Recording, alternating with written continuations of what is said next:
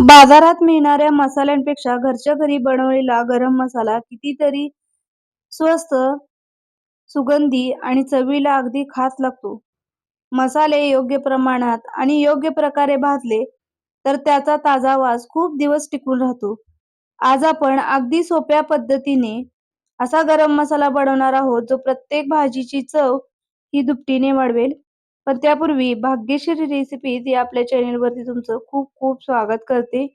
गरम मसाला बनवण्यासाठी कोणकोणते खडे मसाले किती प्रमाणात घ्यायचे ते आज आपण पाहणार आहोत. सुरुवातीला इथे मी धने घेतलेले आहेत 50 ग्रॅम. वाटीच्या प्रमाणात अर्धी वाटी एवढे धने इथे मी घेतलेले आहेत. त्यानंतर जिरे देखील 50 ग्रॅम घेतलेले आहेत, पण वाटीच्या मदतीने जर तुम्ही मोजाल तर जिरे थोडेसे अर्ध्या वाटीला कमी होतात. त्यानंतर वेलदोडे इथे वजनी प्रमाणात म्हणाल तर 3 ग्रॅम आहेत आणि मोजून घ्यायचे झाले तर साधारण 15 ते 16 एवढी हिरवी मिरची आपण यामध्ये वापरणार आहोत. त्यानंतर एक छोटा तुकडा जायफळ घेतलेला आहे. काळी मिरी यामध्ये आपण वजनी प्रमाणात 3 ग्रॅम वापरणार आहोत आणि चमच्याच्या मदतीने मोजून घेतले तर 1 चमचा एवढी काळी मिरी यामध्ये आपल्याला वापरायची आहे. त्यानंतर लवंग देखील 1 चमचा घेतलेली आहे. वजनी प्रमाणात 5 ग्रॅम एवढी लवंग घेतलेली आहे. दालचिनी 5 ग्रॅम घेतलेली आहे. तमालपत्राची पाने यामध्ये 3 ते 4 आपल्याला वापरायचे आहेत.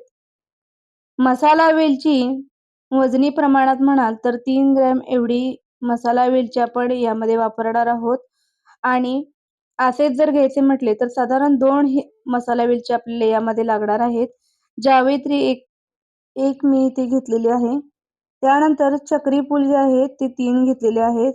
दगड फूल आपल्याला साधारण 3 ग्रॅम यामध्ये वापरायचे आहेत. तर 3 ग्रॅम एवढे दगड फूल मी इथे घेतलेले आहेत. एवढे खडे मसाले आपल्याला गरम मसाला बनवण्यासाठी लागणार आहेत आपल्याला. तर हे सगळे जे खडे मसाले आपण गरम मसाल्यासाठी वापरणार आहोत ते मसाले अगदी योग्य पद्धतीने आपण जर भाजून घेतले तर आपला गरम मसाला हा खूप छान तयार होतो. शिवाय याचा वास जो आहे तो साधारण 2 ते 3 महिने अगदी छान असा टिकून राहतो. मसाले भाजत असतानाच अगदी खमंग असा याचा वास यायला सुरुवात होते. चला तर मग मसाले भाजायला सुरुवात करूया. मसाले भाजण्यासाठी इथे मी कढई गरम करून घेतलेली आहे आणि अगदी मंद आचेवरती आपल्याला छान असे मसाले भाजायचे आहेत. मसाले भाजायला फार वेळ लागत नाही.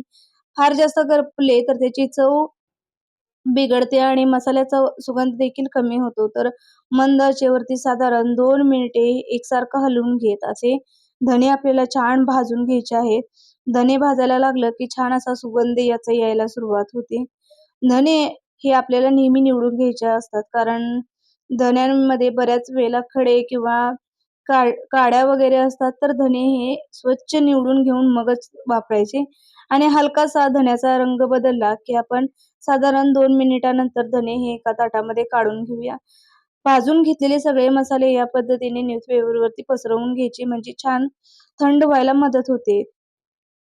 धणे आपण एका पेपरवरती काढून घेतल्यानंतर आता पसरवून घ्यायचे आणि पुढचा मसाला भाजून घेणार आहोत. धणे भाजून घेतल्यानंतर आपण यामध्येच जिरे भाजून घेणार आहोत. जिरे भाजत असताना देखील गॅसची फ्लेम जी आहे ती लो ठेवायची आहे आणि लो फ्लेमवरती जिरे देखील आपल्याला छान रंग बदलेपर्यंत साधारण 1 ते 2 मिनिटे भाजून घ्यायचे आहेत. एकसारखं या पद्धतीने मिक्स करून घेत जिरे आपण छान भाजणार आहोत. जिरे भाजून झाले की छान असे फुलतात आणि सुगंध त्याचा अप्रतिम असा घरभर दरवळायला लागतो.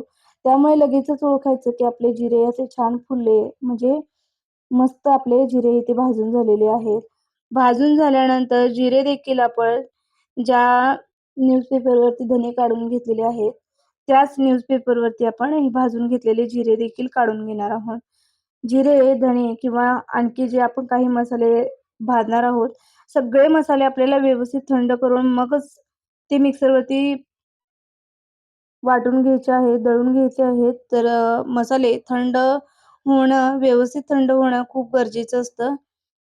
आपण तमालपत्राची जी पानं घेतलेली आहेत त्याचे असे तुकडे करून घालायचे, म्हणजे मिक्सरवरती ती दळून घेताना फार त्रास होत नाही. अगदी सहज हे तमालपत्राची पानं देखील मिक्सरवरती छान दळली जातात. धणे आणि जिरे भाजल्यानंतर तमालपत्र तुम्हाला हवं असेल तर त्यामध्ये सुद्धा तुम्ही भाजू शकता. पण मी आता इथे लवंग आणि काळी मिरी भाजत असताना तमालपत्राची पाने जी आहेत ती भाजून घेणार आहोत. ही भाजायला साधारण अर्धा 1 मिनिट पुरेसा होतो. गरम कढईमध्ये छान असा सुगंध येईपर्यंत आपल्याला ही भाजून घ्यायचे आहेत. हे जास्त करपवायचं नाहीये, आपल्याला फक्त गरम करून घ्यायचे आहेत हे खडे मसाले. त्यानंतर आपण जी जावित्री घेतलेली आहे त्याचा असा थोडासा चुरा करून घ्यायचा. दालचिनी आणि मसाले वेलची सुद्धा आपण यामध्येच भाजणार आहोत. हे सुद्धा फार भाजायची गरज नाही. हलकं गरम झालं की हे देखील आपण काढून घेणार आहोत. धने जिरे भाजले त्यानंतर जे आपण मसाले भाजतो त्याला फारसा वेळ लागत नाही. अगदी गरम झाले तरी ते आपण काढून घेतले तरी चालतात. त्यामुळे काय होतं त्याचा वास टिकून राहतो आणि चव देखील बऱ्याच दिवस तशीच राहते. तर जास्त मसाले अजिबात भाजायचे नाहीयेत. छान असे गरम झाले की आपण हे मसाले काढून घेऊ शकतो. सगळे मसाले यामध्ये भाजून झाल्यानंतर एकत्रच काढायचे आहेत, जेणेकरून आपल्याला थंड करून ते मिक्सरवरती वाटून घ्यायला सोपं पडतं. त्यानंतर दगडफूल, चक्री फूल आणि हिरवी वेलची देखील आपण शेवटी यामध्ये भाजून घेणार आहोत. मी गॅस बंद केलेला आहे आणि छान अशी कढई गरम झालेली आहे. त्या कढईमध्येच हे राहिलेले मसाले मी गरम करून घेते. मसाले हे गरम झाल्यानंतर आपण भाजून घेतलेले सगळे मसाले आता न्यूजपेपरवरती काढून व्यवस्थित थंड करायचे.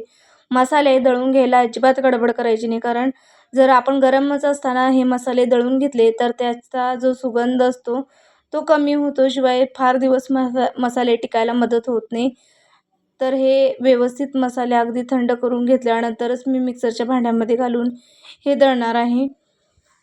हे भाजलेल्या मसाल्यांचा जो सुगंध आहे तो संपूर्ण घरभर दरवळत आहे. यावरूनच लक्षात येतं की आपले मसाले छान असे भाजले गेलेले आहेत.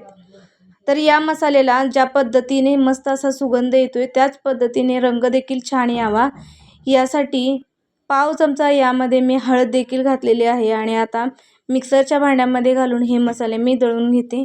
तर छान याची बारीक अशी पावडर तयार करून घेतलेली आहे.